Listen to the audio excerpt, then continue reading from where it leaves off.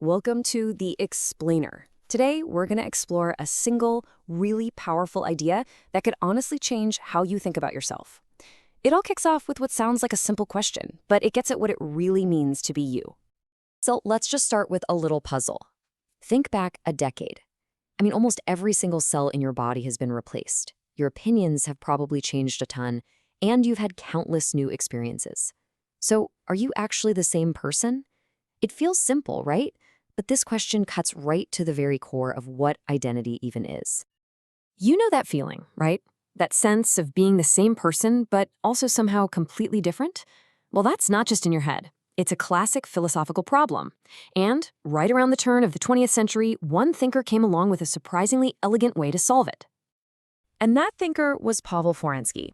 He looked at this whole puzzle and basically said, hey, we're trying to solve this thing with the wrong tools. He suggested that the problem was our single, one-size-fits-all concept of identity. His solution?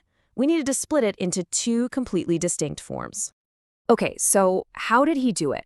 Florensky's entire framework is built on a really simple but incredibly powerful distinction: the difference between the identity of a person and the identity of a thing.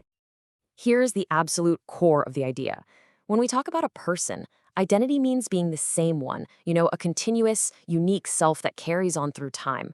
But for a thing, identity just means being the same kind. It's all about sharing properties with other similar objects. First, let's really dig into what Florensky called personal identity. He believed this was identity in its truest, most primary sense, the identity of our inner self.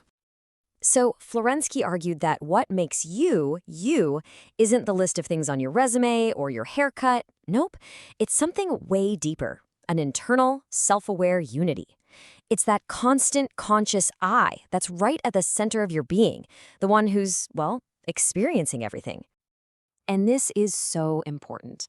For Florensky, the very concept of identity itself actually comes from our own self-awareness. Our personal experience of being a continuous I is literally the template for every other kind of identity we can possibly imagine. And this is exactly why a simple law from logic, A equals A, is the perfect expression for a person. You are always uniquely and absolutely you. Even as all your external properties change over the years, that inner I stays constant. You equal you.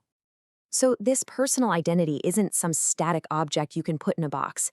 It's a dynamic, living process. And that's why Florensky said you can never truly define a person with just a list of attributes. You can't pin down a living personality. You can only point to where it comes from, that conscious, self-building I.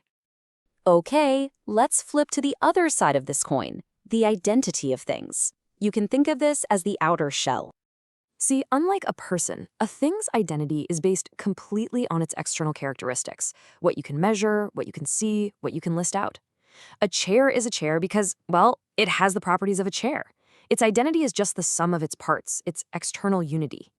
This makes figuring out the identity of a thing a pretty mechanical process, right? You just analyze its properties, you compare them to another objects, and then you figure out how similar they are. It's basically a game of matching up characteristics.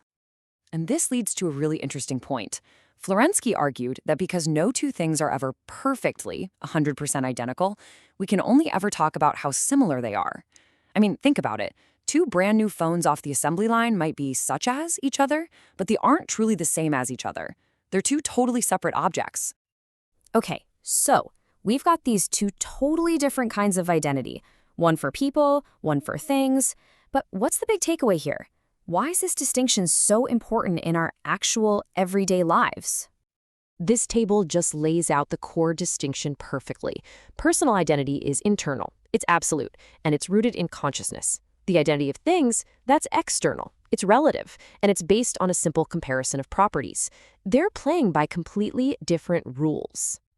And here's the punchline. When we get these two mixed up, we make a really profound mistake. We reduce the deep, dynamic, internal identity of a person to nothing more than a collection of external traits: their job, their appearance, their social status. We end up mistaking the outer shell for the inner self.